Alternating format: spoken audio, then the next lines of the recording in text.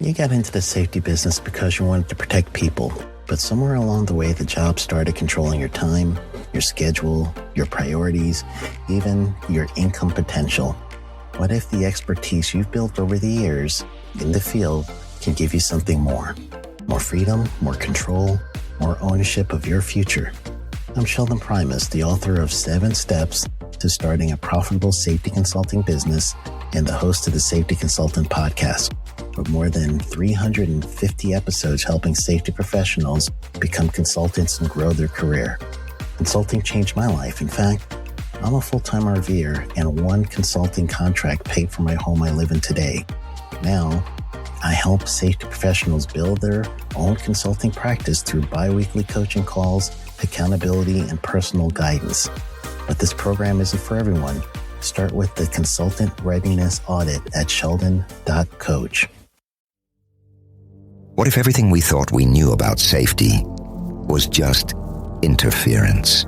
From the host of the Rated R Safety Show and the founder of Safety FM comes the complete Signal Transmission Trilogy, now available in one powerful edition. Safety, in my opinion, the book that started the conversation. Safety Mutation, where the boundaries of culture, systems, and belief begin to break. And now, Safety Transmission, the final piece of the signal. For the first time, all 3 books are together in one volume. The Signal Transmission Trilogy, Complete Edition. This isn't just about compliance. It's about consciousness. It's about decoding the way we think, lead, and live, inside and outside the system. Whether you've been following the signal since the beginning or you're just now tuning in, this is the version to own. Search Signal Trilogy on Amazon or visit safetyfm.com to get your copy now.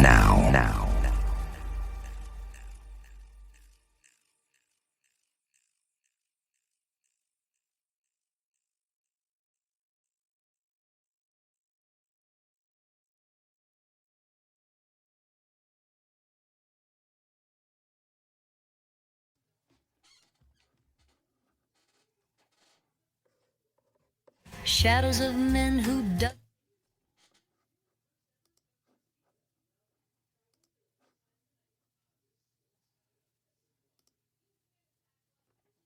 Hi, this is Jim from Safety Wars. Before we start the program, I want to make sure everyone understands that we often talk about OSHA and EPA citations, along with some other regulatory actions from other agencies, legal cases, and criminal activity. Everyone is innocent until proven guilty in a court of law. Proposed fines are exactly that, and they are often litigated, reduced, or vacated. We use available public records, news accounts, and press releases. We cannot warranty or guarantee the details of any of the stories we share, since we are not directly involved with these stories, at least not most of the time. Enjoy the show. This show is brought to you by Safety FM. And let's start out with some music.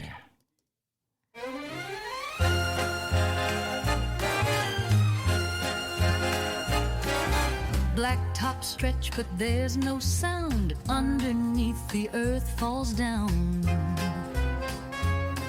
Forgotten veins left long untamed. Now Route 80's sunk in shame. Cars are stranded, chaos flies. The cracks reveal where danger lies. A hungry mouth swallows it whole. The road's a beast with no control. Holes in the ground, they're pulling us under. Built on mines where greed did plunder. Route 80's a ghost, it's breaking apart. Abandoned dreams tearing highways hard. Shadows of men who dug too deep. All right, enough of that. We're having a major issue here in the Metro New Jersey area. It's Safety Wars for April 3rd, 2025. What kind of situation are we having? Well, And it's been in the national news on and off with everything. Essentially, New Jersey, and now this is shows you how things have changed since mid-1970s. So I grew up in New Jersey, born and bred here, right? I've done that, right? So today, I had, I'll tell you what I was doing later on, but basically, let me finish the thought here. And, like who's going to stop me, right? So back in the 1970s, we had a requirement in school where we had to learn. I went to public school for 6 years. We had a requirement that we had to go and, what's the word I'm looking for? We had to. Okay, why is this not on? Hold on.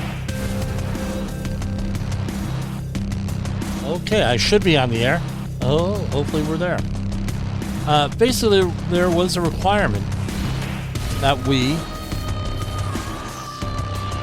study New Jersey history. And part of that, and they broke out these textbooks from like the 1950s. Ripped and torn covers. This is Woodbridge School District for you. Ripped and torn covers, and writing in them, and everything else. And they mentioned all the. And what did they mention? They mentioned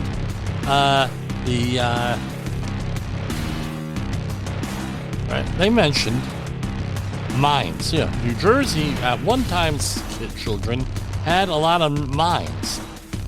Okay, great. They had mines, and then that was it.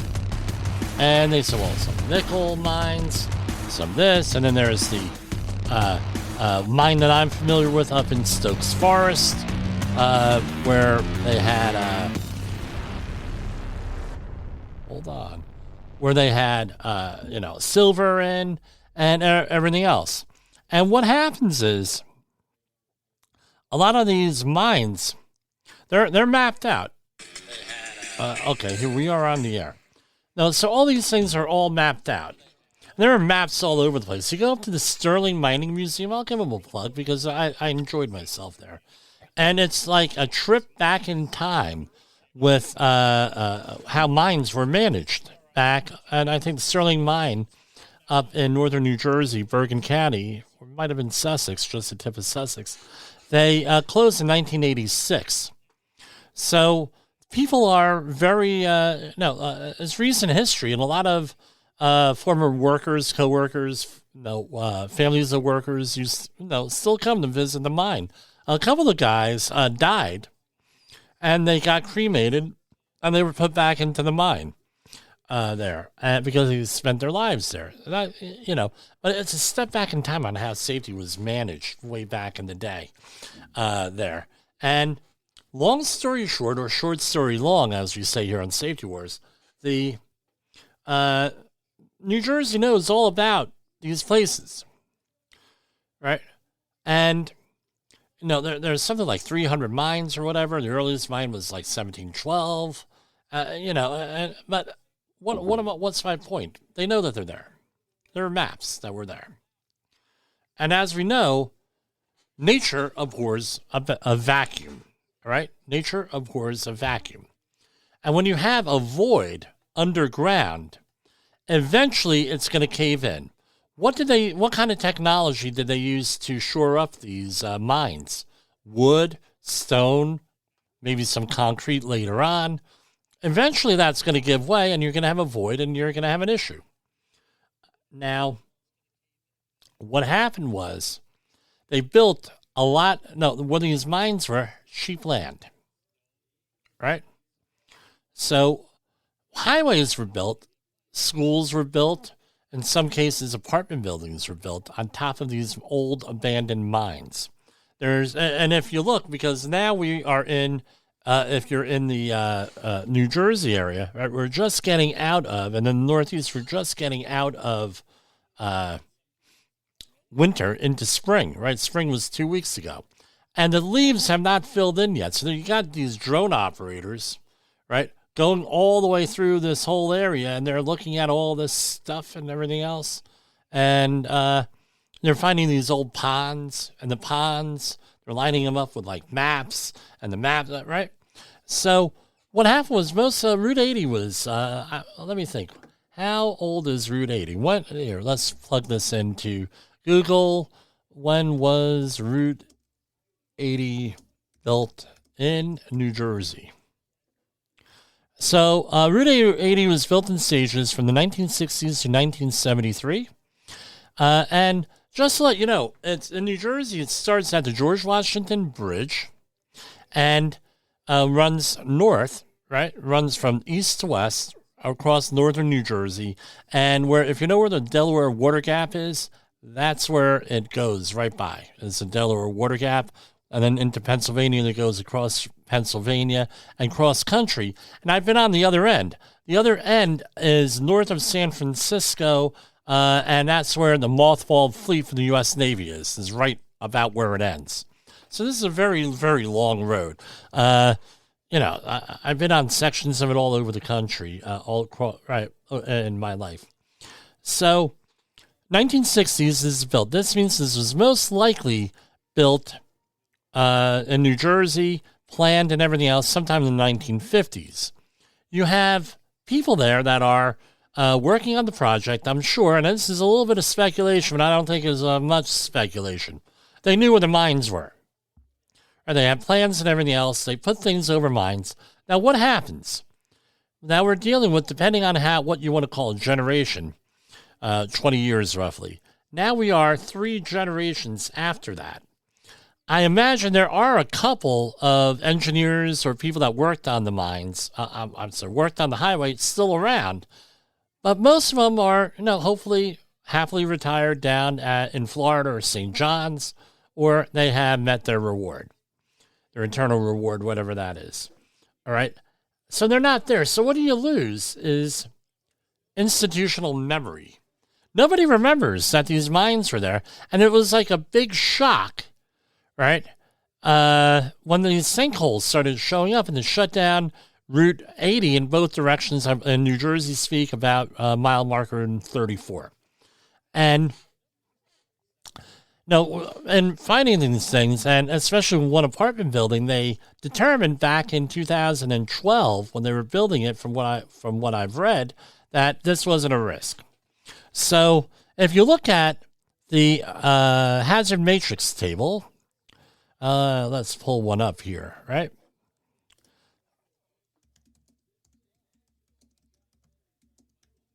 Right, and that, safety professionals live and die by the hazard matrix table. So here we have, this. All right, let me share the screen. Hang on, folks. Right, share screen.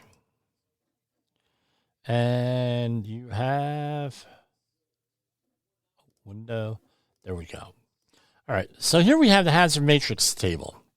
And this one is courtesy of safetyculture.com. It's a program I use here. And what you see here, right, how would this hazard matrix table be looked at, right, with this? So across the top, you have how severe would the outcomes be if risk occurred. It would be severe, right? People like, collapsed buildings, sinking cars, that sort of thing. So it would be over on the right-hand side, severe risk, okay? Now, on the left-hand side, you have back in 2012, this did not happen when all these assessments were done. And even back, if they were thinking this far ahead in 1973, this is what we would call in the Northern Hemisphere a black swan event. But then people remind that there are black swans in Australia, I believe, and in the Southern Hemisphere. So this was, this ain't going to happen. A cave-in ain't going to happen. So it would be like down here on the 1 rare. So it would be 1 rare, and it would be 5, right? Would be the thing. 1 times 5 up here, and then it would be medium. All right? Right. Oh, it's medium. Yeah, it's going to be catastrophic, or we would say maybe it's going to be significant, right, with this. Now we know it's a major thing. It's going to be between major and severe. So there's some qualitative, subjective thinking on here. Now, there was a cave-in.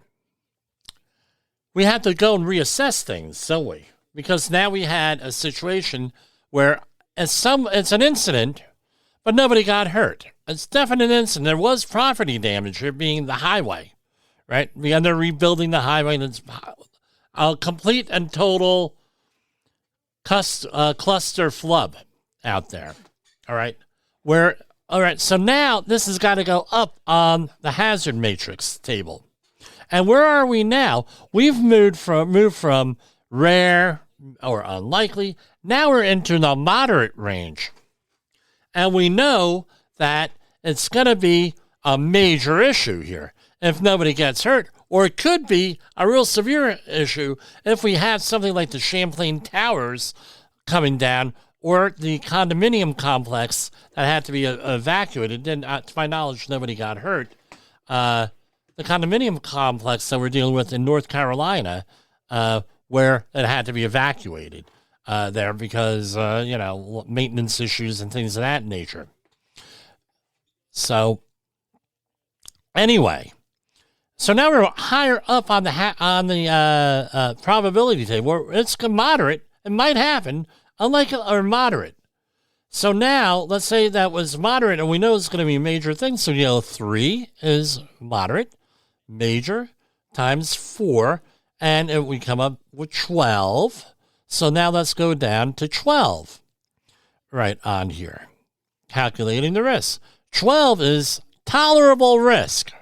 So it must be reviewed in a timely manner to carry out improvement strategies. That's where we are on here with this. So, and this has to be reevaluated again and again and again and again here. And I'm sorry if, it didn't share so well here. So, let's see. Right. With this, all right? So, right here, let's try this again. So, now, before this happened, well, it was rare, but it's going to be a major thing, a number 4. So, 1 times 4, and you scroll on down to the, right here, a 4 on this scale would be, hold on, 4 would be acceptable. Or was acceptable risk. Now that we know that something actually happened, now we're going to be moving up here where probability that it's going to happen is going to be moderate. Right? And there's a moderate, we got all this stuff collapsing here. I would probably do an unlikely or moderate sum here. So we go 3 times 4, we come out with 12, right? So it's a high, right, here. So it's a moderate occurrence, right? Moderate probability, I would say. Major issue, so it would be a 12. So you come on, scroll on down here to 12, and it's tolerable. Must be reviewed in a timely manner to carry out improvement strategies. Makes sense. And that's how this version of a hazard matrix table works, and this is what I actually prefer using, is something like this where we quantify. Now, let's talk about this. Now we have all the calculations. Now you are a government worker with sovereign immunity. How does that impact the table? Right, so we got 4 times 3, right? Came out with 12. 0 risk, career-wise, to the government employee. Maybe you get fired. Okay, maybe, but maybe you don't. So now that risk table is now at 0. You multiply everything by 0. So there's no risk for the government. What they do they care?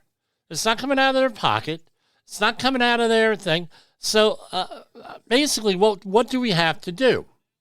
Before we have a analogous situation as what happened in California with the wildfires in LA, where you had 60 years of people saying, absolutely knowing that the fire infrastructure was Gruvno. They know it. There's no doubt in anybody's mind here. And didn't do anything because this was a fire commissioner is a political patronage position. Spending money on this stuff, political, it didn't matter. Didn't matter because, hey, we're not going to raise property tax, so F it. We're going to break out the hazard matrix table, and then we're going to take vacations, and then during the high fire, and then we're going to, hey, you got to fix this. No, we don't have to fix it. Who cares? And all this other stuff. As I call it, the fire commissioner meetings in California, we're going to post another one to Rumble, the gift that keeps on giving, right, with this. So what happens? What happens is we need to hold feet to the fire here. We need to hold feet to the fire. Real simple. Well, what do you mean, Jim? If I was in New Jersey and it was adding anywhere from 3 to 6 hours to my commute a day, some people, you're in a tractor trailer, so you got to go either on 78, right? And now 78 is all backed up with all around the 287 interchange, right? 78 is all backed up. You're right. I drove through there today. Why? Because of construction and everything else. Now, Route 80 is shut down. Route 78 is all backed up right around the 287 interchange over there by Basking Ridge. If I were you guys in New Jersey, I would be saying not such a nice person to the people in charge of this. My question, number one, we need why is there not a complete evaluation? Is there a complete evaluation of where these mines are and where we built shit on top of it? Right? I think this is a reasonable question here. Right? What do we do? Do we do this? Number one. Number two, if they were built on top of this, is there an evaluation done using modern techniques to assess that hazard? Or are we going to say, that ain't going to happen? Thank God nobody fell in that sinkhole. Right? I don't know what the accident thing is, anybody got hurt, but doing this work and managing this, but God forbid someone gets hurt or killed here. Now, the next one is follow-up. Are they assessing? Are they doing what's the follow-up on here? What's the follow-up? We're going to follow up on this and make sure you guys did your job. That is what has to happen here. Now, you can say, well, Jimmy, that's Route 80. That's Route 80 in New Jersey. Okay, I'm going to tell you the same thing that I said during the LA wildfires back in January and February and March. You need to go out in your community, especially in the Northeast, before things get, what's the word I'm looking for? And once the leaves grow in, of all these rural areas like the one I live in, and you have to go out there and say, oh, Mr. Fire Commissioner, Mr. or Mrs. Mayor, Mrs. Fire Commissioner, Mr. Public Safety Person. Why do we not have modern forestry techniques being manage these public lands that you people are in charge of managing? Why do we have all this detritus and fallen trees that are left over from Superstorm Sandy in 2012 and then in 2011, the Halloween storms here that knocked down all the trees and nothing's cleaned up? Don't think this is an issue where I live? A couple years ago, we had a dude going down Palisades Parkway here, right about maybe other side of the mountain, maybe 3 miles up. Driving along. This is like the old bicycle joke. Well, how come your bicycle broke? Well, I was just riding along, right? JRA is what they used to call it back in the day. Well, the dude was just riding along. A tree fell from the Palisades Parkway onto his truck. Killed him. So this is an issue where things are not being managed. Now, if you have an error, now here's something. You don't want to know why I know this. All right, because that's a story for another day, and we probably get our asses sued if I told you the whole story. For the government to be held liable for something in New Jersey, right, they have to receive notice. Unless the law has changed the last 20 years, they have to receive notice that there is an issue. Once they receive notice, and that is documented that they receive notice, now they're liable. So you go out in your community looking for safety hazards, and guess what? It's, hey, you got this safety hazard, you got this safety hazard. I was in the sports fields a couple years back, and I found a safety hazard. I photographed it, sent it on over to the mayor. Hey, dude, this is it. Guess what? Sporting event was on a Saturday afternoon. Guess what? Monday morning, well, we had another sporting activity there. Done. Remediated. I had done some makeshift stuff to block off the safety issue, but you know how people are. Done. Taken care of. Because they received notice. You can't fault them for not knowing what the fault, meaning, you know, shame on you if they don't know something. But if they know it, now you can hold them responsible. Liability? Are they liable? Yeah, they would have been liable. But you know, so you got to let them know what the hazards are. So, for example, here's another one. You have the sidewalk, and you have a street, and this is in New Jersey here, right? You have a tree between the sidewalk and the street. Chances are that is going to be a that's on the I believe it's called an easement or a right of way for the like the power companies. You're not, you know, right? You have to go if the tree looks like it's going to go. You have to notify the municipality or whoever runs your town. Hey, that tree is ready to go. They will. No, chances are they're going to be out there in a week. They'll have that thing cut down. So you have to let them know ahead of time because they can't manage it. So, in conclusion, here to this monologue, 25 minutes, holy wow. What do you need to do? You need to identify the hazards in your neighborhood, in your town. You need to take a picture of it, and you need to send it in writing to someone in the town. Maybe go to a town hall meeting. Maybe go to fire commissioner meeting. Whoever the appropriate people are. And you bring this up because now they know about it. Right? And guess what? The public is watching. There's a very good chance that it's going to get taken care of. And if you're in New Jersey, I would go down there right now and I'd be screaming at the planners here. Now, this is likely going to become an issue in the governor's race because we have primaries in New Jersey coming up here in a couple of months. And I don't know who the Democratic nominee is. The Republicans, they have a whole bunch of them there.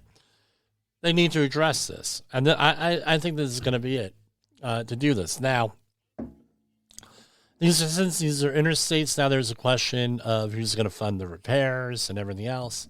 I would think that if the state planned out the highway this way, the state would be liable for this. So that's all I got here. I'm not an attorney. I'm not giving legal advice. But, yeah, I'm just a dude on the radio. Safety Wars is streaming now. SafetyFM.com. In the professional safety community, communication and planning are just a few keys to your program's success. The question many practitioners have is, where do I start? Dr. Jay Allen, the creator of the Safety FM platform and host of the Rated R Safety Show, has built a global foundation to help you along the way. Go to safetyfm.com and listen to some of the industry's best and most involved professionals, including Blaine Hoffman with the Safety Pro, Sam Goodman with the Hop Nerd, Sheldon Primus with the Safety Consultant, Jim Pozell with Safety Wars, Emily Elrod with Unapologetically Bold, and many others. As individuals, we can do great things, but as a team, we become amazing. Dial into safetyfm.com today and surround yourself with a powerful force of knowledge and support.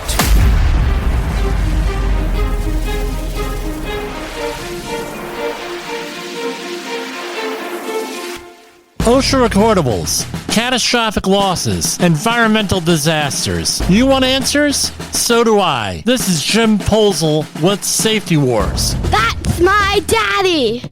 All right, yes, Jessica, I am your father. So, I took a class this week over at Rutgers. It was the OSHA 502 refresher training. I don't have the permission of the person who held it, but it is a very well-known individual in New Jersey that held this class. And he wanted to talk about AI, and as you know, we do use AI here. I mean, who else is going to write a show tune song about Route 80 here other than AI? And the weird sense of humor of Jim Posel, right, who grew up listening to Weird Al. But anyway, Weird Al Yankovic, not Weird Al, upstairs. But anyway, I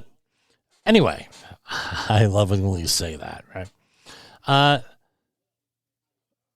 So Grok is Grok 3. It is the one from on X that X pushes. So here, so you can put Grok seems to be one of the more advanced AIs here. So I said, what is the future of safety, OSHA, under the Trump administration? And here's what I got back. Predicting the future of the Occupational Safety and Health Administration under Trump in 2025 involves looking at current actions, past patterns, and stated goals. As of April 3rd, Donald Trump's second term has just begun, and early moves suggest a focus on reducing federal oversight, which could significantly impact OSHA. Here's an analysis based on what's happening now, what might unfold. Trump's first term saw OSHA's budget stagnate. The number of inspectors dropped to a low of 790 by 2020, down from over 900 under Obama, and a shift away from new regulations. Inspections decrease and enforcement lean toward voluntary compliance programs rather than strict penalties. This history sets a baseline: less federal intervention, fewer resources, and a business-friendly approach. The current administration has already signaled continuity with this philosophy through executive actions like the Regulatory Freeze Pending Review Memorandum, which holds new rules still until Trump-appointed agency heads approve them. This has paused OSHA's proposed heat safety and emergency response standards from the Biden era. And then it talks a little bit about Andy Biggs, congressman from Arizona, and I'll add this, who's running for governor, who reintroduced the Nullify OSHA Act, the No OSHA Act, in February 2025, which has gone nowhere. Experts say the bill has little chance of passing given OSHA's entrenched role and a slim Republican majority. Even so, the proposal reflects a broader push to shrink OSHA. On the flip side, Trump has nominated Lori Chavez de Raymer, and now she is the Labor Secretary, a pro-union Republican with a record of supporting workers. Her influence might temper extreme cuts, potentially preserving some OSHA functions. David Keeling, tapped to head OSHA, brings safety experience from UPS and Amazon, but his business background raises questions about prioritizing employer flexibility over strict enforcement. Amanda Wood-Lehau is his deputy, has adjudicated OSHA cases, suggesting a nuanced approach, though still likely aligned with the regulation. What's ahead? OSHA won't vanish. This is Grok. Abolishing requires congressional action, and that's improbable, but it'll face a leaner future, expect fewer inspections and rollback. The Supreme Court's 2024 Lover-Bright decision. Apparently, there's two more pending decisions. Ending Chevron deference further limits OSHA's ability to interpret vague laws expansively. States with their own safety plans, like OSHA, like California, Oregon, and 25 other states, might step up, creating a patchwork of protections, while federal OSHA shifts to voluntary programs, tech-driven safety innovations, as Chavez Remmer has advocated. Risks remain without federal OSHA, going on and on and on. Now, again, what are we to do here with everything?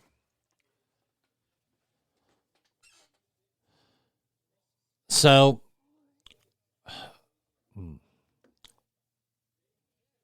right now, if you're worried about this, right? Again, OSHA is the minimum, right? Your organization, we're going to see how ethical and moral your organization is. If they say, well, OSHA's not enforcing, they'll worry about safety. Guess what? Now you know who you're dealing with, right? The other thing is this. Your state, push your state to say occupational safety and health is too important for the federal government to manage. We're going to manage it ourselves. And I'm sure that's something that a lot of states could run on. A lot of politicians could run on. Right? Oh, with whoever's running, hey, how about we manage our own affairs? That's another option. Companies, again, and I'll include labor unions on here, could work towards better working safely. There are other options. Just because, because let's say the garbage men are on strike, doesn't mean that now we're allowed to dump garbage all over the streets. Just because OSHA is not as active does not mean that we can't hold people accountable in our organizations or anything else. So, a different point of view. I'm all for getting involved, pushing out that, Jim, that's I know I'm going to hear. You're unreasonable. Okay, I'll be unreasonable then. In 2000, there's a couple of political candidates out there that were pushing tariffs and either reducing or eliminating the federal income tax. As of April 2nd, yesterday, that's not such a foolish thing anymore, is it? Because it took them 20 years to do it. They're in for a long haul. Political change here, advocating for, especially in the blue states, hey, let's regulate private employees here. Got to start the journey somewhere and have the state run it. That's my solution. Fight the safety war where you are. Don't worry about what the hell they do in Washington. All right, and we're gonna get on with some. Yeah, I haven't been in. I've been in school all week, holding everything in. So, we'll go on. Back with some music. Hold on. And what are we gonna do with this? Hold on.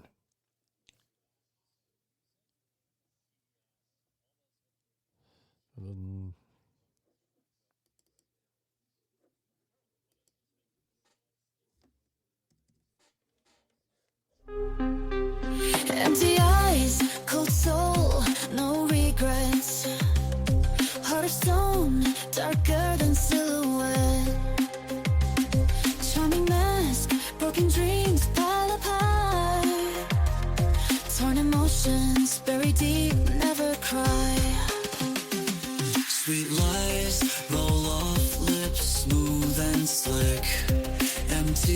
Promises play their trick.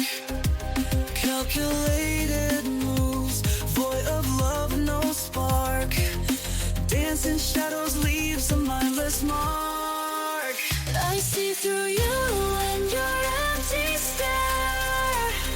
No sense of guilt, you're beyond repair. Twisted games you play with no end. Cold-blooded truth, nothing to defend.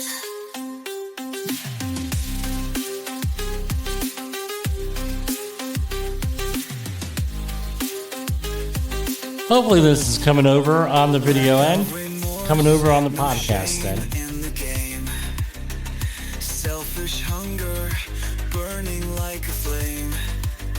Emotions fake, just a means to deceive. Darkness around you, never leave. Cunning for fun, your victims fall in line.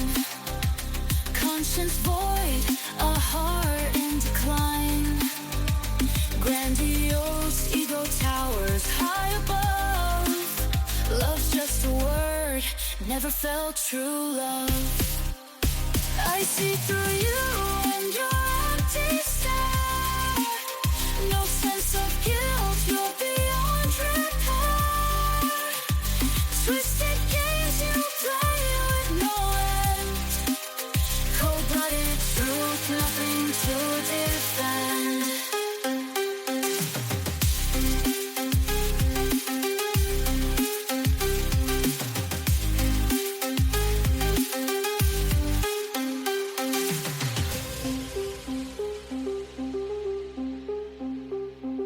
And that was Safety War with Hare's checklist of psychopathic indicators. Yes, right. So here we are. We're going to run through some of the press releases here.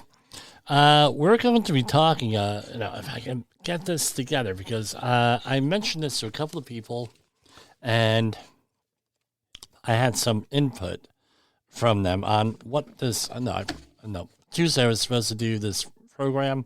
I delayed it for a couple of days. What we're going to, God willing, talk tomorrow or this weekend about a lot of information on what I want to talk about. And here, I'm not going to tell you what it is because it's I'm going to surprise everybody with it. U.S. Department of Labor awards $2 million for Washingtonians affected by Boeing layoffs. The U.S. Department of Labor today U.S. Department of Labor today. Why? Yeah, okay, we're on. I want to make sure you got that at home. U.S. Department of Labor awards $2 million for. Hold on. U.S. Department of Labor holds enrollment at 2 main job corps centers. The U.S. Department of Labor today announced new enrollment will not be accepted at the Penobscot Job Corps Center and the Loring Job Corps Center in Maine. The Job Corps facilities continue to face ongoing sustainability issues due to rising costs. In the coming weeks, the department will continue to carefully evaluate these and other Job Corps facilities. U.S. Department of Labor awards $2 million for North Carolinians impacted by paper mill layoffs. U.S. Department of Labor today were awarded an additional $2 million to help North Carolina workers dislocated by the closure of the Pactiv Evergreen Canton paper mill by reductions at its Waynesville facility. The funding will ensure impacted workers have uninterrupted access to needed resources, including employment and training services. In June 2023, the Department's Employment and Training Administration announced the National Dislocated Worker Grant Award of up to approximately $7.5 million, with an initial award of $2.5 million. The funding enables North Carolina to provide retraining, skills developments, and job search assistance for dislocated workers in Buncombe, Cherokee, Clay, Graham, and Haywood, Henderson, Jackson, Macon, Madison, Swain, and Transylvania counties. In Transylvania County, I just want to, Okay, it's not Halloween, so I won't comment on that. With this incremental funding, the total awarded for the project to date is $4.5 million. Supported by the Workforce Innovation and Opportunity Act of 2014, National Dislocated Worker Grants provide a state or local board with funding for direct services and assistance in areas experiencing a major economic dislocation event that leads to workforce needing available resources. And we have the unemployment insurance claims. This, again, I imagine this is going to really be impacted by the tariffs. So I was listening to a couple of people this week on the whole thing with the tariffs, and the opinions are all over the place. One thing that I will say, I'm not a financial guy by any means, is that everybody likes stability. And it's hoped that with the announcements yesterday, that there's going to be some stability here, and we'll be able to go from there. One question I will always ask here is this. So we have tariffs. So the president is having tariffs right here. Implementing, and they're very controversial because some people say, well, the tariffs are good, right, because we're going to hold other people's feet to the fire. Some of them are saying tariffs are bad because the raising the price of goods and everything else, right? And I get it. I mean, that's not lost on me here, any of this stuff. But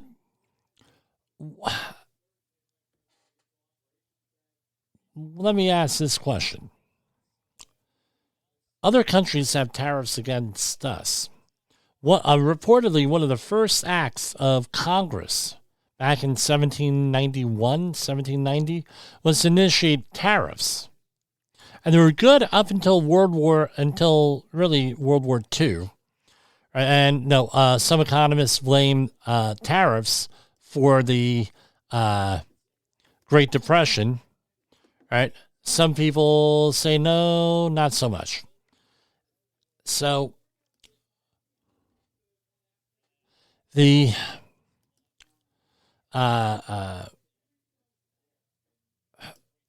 they can do it to us. Why can't we do it to them? Well, what do you mean? You mean pain for pain, Jim? No, I do not mean pain for pain. I mean, why is it that we cannot tariff other countries? Now, I think I mentioned this before, I was mentored by a former ambassador to the UN, even though, ambassadorships are lifetime titles. And he said, look, when we we negotiate in the UN, right? Well, the idea is game theory. We're half and half. You meet somebody halfway. You lose a little bit, they lose a little bit, you gain a little bit, right? Paradio efficiency, where everybody is better off, right? And you minimize the people who are worse off. So, when we go to the UN and when we negotiate these international treaties, we give concessions right off the bat. We don't advocate for our position so well. We give concessions right off the bat. So rather than a 50-50 type thing, or as close to 50-50 as possible, it's 70 in the other entity's favor. Right, 70% in their favor, 30% in our favor. And there's no equity. And I believe that's what the president is talking about here. But the fact of the matter is, pain for pain does not work. Well, here. And I know there's going to be some Republicans out there who are like, well, Jim, you're not a true conservative. Jim, you're not this, you're not that. And I'm going to get some crap over it. But none of these treaties were negotiated, right? And even at the time, if you're paying attention, right, NAFTA, right, late 80s, North America Free Trade agreement, right? Ross Perot pointed this out in 1992. All of our jobs are going to leave. So now we have 33 years of this. Some of those jobs are not coming back. Well, it is. There people, right, are, unless, we can't find some at-risk people. People don't want to do a lot of these jobs, these manufacturing jobs. Some of the things I went overseas, let's remember, clothing manufacturing. Went overseas, went to Mexico. So like low-end stuff, you look at shirts, right? Made in Taiwan, made in Vietnam, Thailand, everything. A lot of these things are not coming back. Now we have all of this going on with the tariffs, but what other people don't realize, and we've mentioned this on the program all over, and I was just listening to another program on this Tuesday night. Demographics. The demographics are all screwed up in our country, and more so in the rest of the world. Demographics are what drive the economy. And it's believed that people are not being honest with the demographics stuff, which we're going to talk about, God willing, tomorrow, this weekend here. And there's a lot of things. Why? Because 35-year-olds, right, are supposed to buy stuff. They're supposed to have families, buy stuff, affluence. When you're my age, right, now you're starting to wind down. I have all the toys I'm ever going to need. I'm sorry, I do. That's a story for another day where we had to clean out both my parents' house, right? And, you get sick and you do that. And you're like, you know what? I'm not going to do this to anybody else in my life. So you start getting rid of stuff. You're not buying stuff. No, what do I spend money on? Books, right? And business expenses. That's it. I don't know. Personal stuff doesn't really happen, right? I walk around with safety war shirts, right? That sort of thing. But what's my point here? There's a lot going on, a lot of moving wheels here. We don't know how this is going to happen, what's going to happen, because we have a whole financial system, so we'll see. Let's go back to sharing here, because sharing is caring. Right. Ooh. Wow. Okay. So here we have the seasonally adjusted data here. Okay, I got to stop sharing that.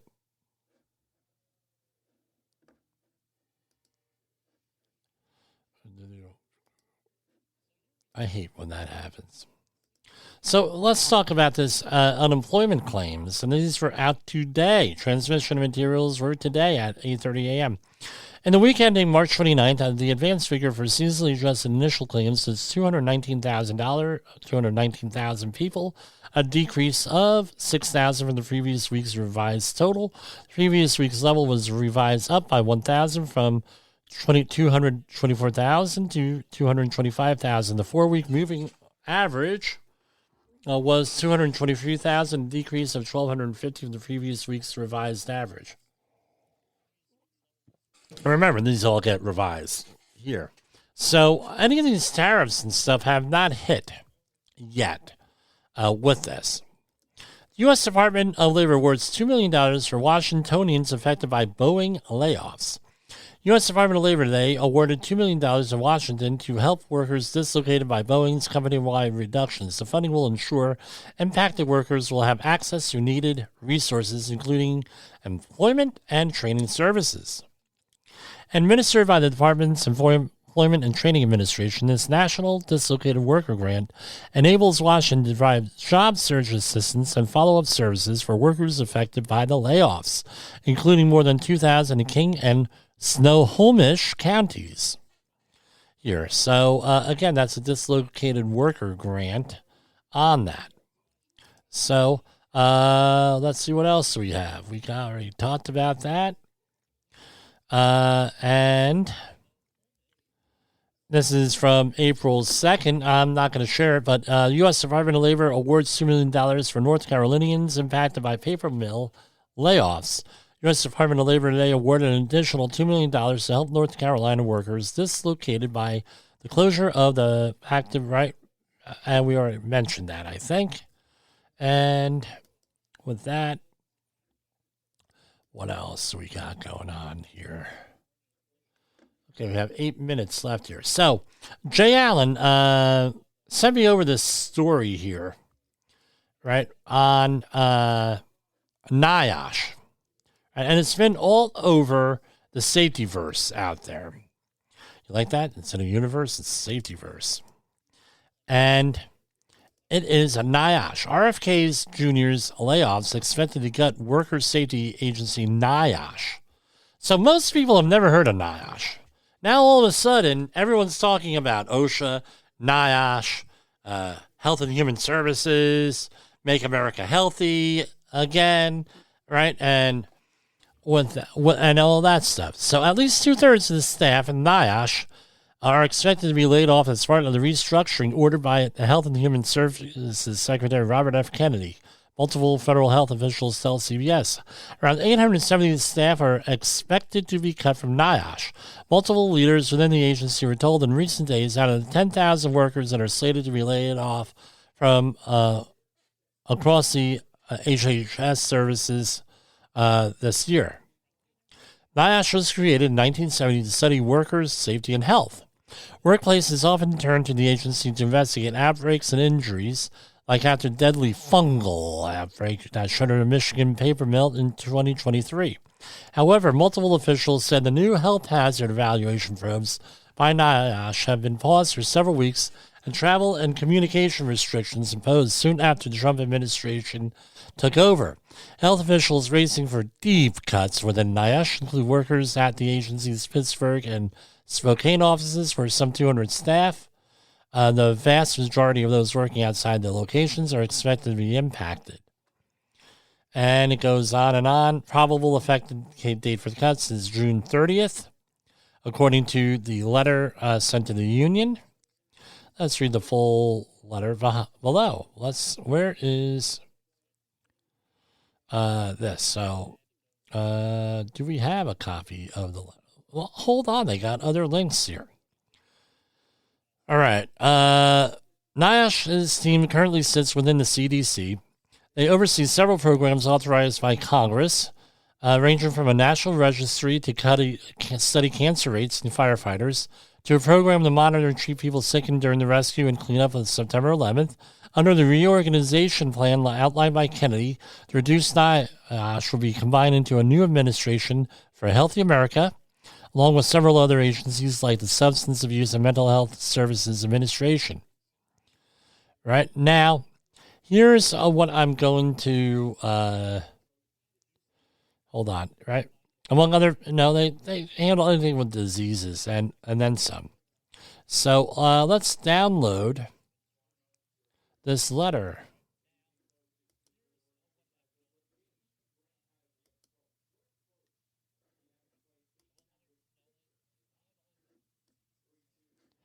No, not letting me do that. I hate when they do this.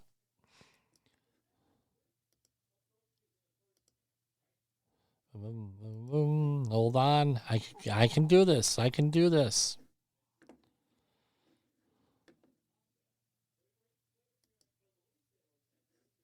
All right. All right. Dear AFGE local, that's the 1916. It's from the department. Let's share this. Hold on.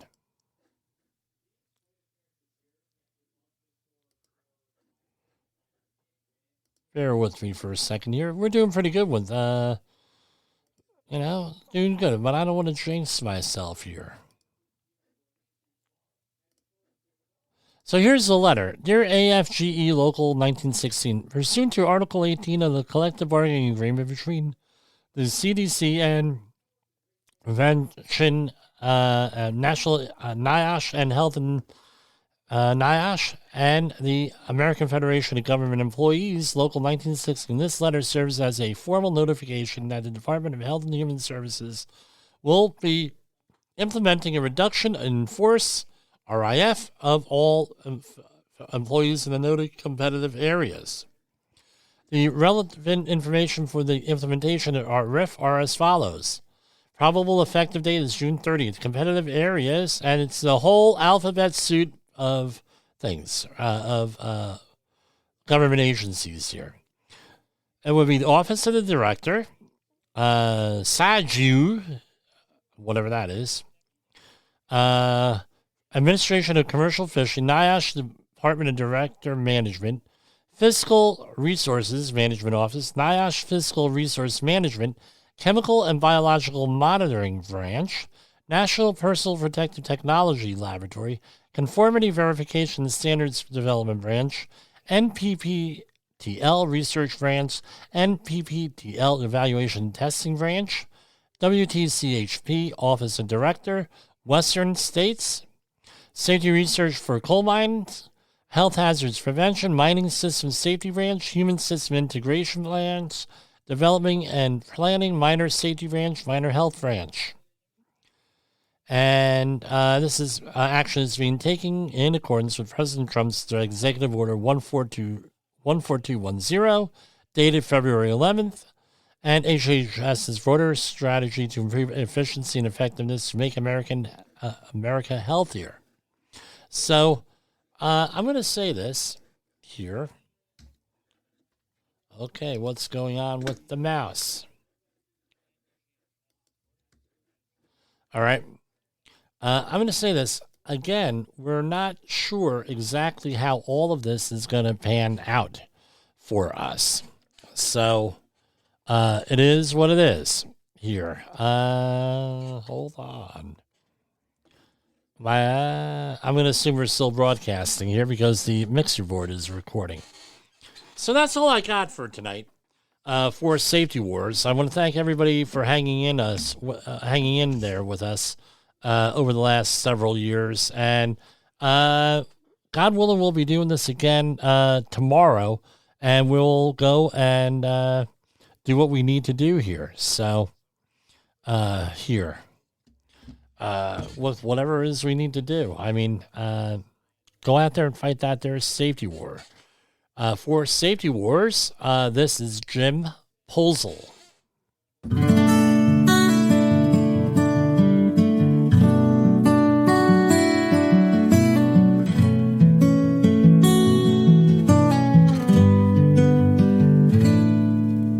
Cities burning, skies are crying. Smoke and ashes keep us sighing. Homes are gone. Hi, this is... The views and opinions expressed on this podcast are those of the host and its guest and do not necessarily reflect the official policy or position of the company. Examples of analysis discussed within this podcast are only examples. They should not be utilized in the real world as the only solution available, as they are based only on very limited and dated open source information. Assumptions made within this analysis are not reflective of the position of the company. No part of this podcast may be reproduced, stored in a retrieval system, or transmitted in any form or by any means, mechanical, electronic, recording, or otherwise, without prior written permission of the creator of the podcast, Jay Allen. You got into the safety business because you wanted to protect people, but somewhere along the way, the job started controlling your time, your schedule, your priorities, even your income potential. What if the expertise you've built over the years in the field can give you something more? More freedom, more control, more ownership of your future. I'm Sheldon Primus, the author of 7 Steps to Starting a Profitable Safety Consulting Business and the host of the Safety Consultant Podcast, with more than 350 episodes helping safety professionals become consultants and grow their career. Consulting changed my life. In fact, I'm a full-time RVer, and one consulting contract paid for my home I live in today. Now, I help safety professionals build their own consulting practice through bi-weekly coaching calls, accountability, and personal guidance. But this program isn't for everyone. Start with the Consultant Readiness Audit at sheldon.coach. What if everything we thought we knew about safety was just interference? From the host of the Rated R Safety Show and the founder of Safety FM comes the complete Signal Transmission Trilogy, now available in one powerful edition. Safety, in my opinion, the book that started the conversation. Safety Mutation, where the boundaries of culture, systems, and belief begin to break. And now, Safety Transmission, the final piece of the signal. For the first time, all three books are together in one volume. The Signal Transmission Trilogy, Complete Edition. This isn't just about compliance. It's about consciousness. It's about decoding the way we think, lead, and live, inside and outside the system. Whether you've been following the signal since the beginning or you're just now tuning in, this is the version to own. Search Signal Trilogy on Amazon or visit safetyfm.com to get your copy now.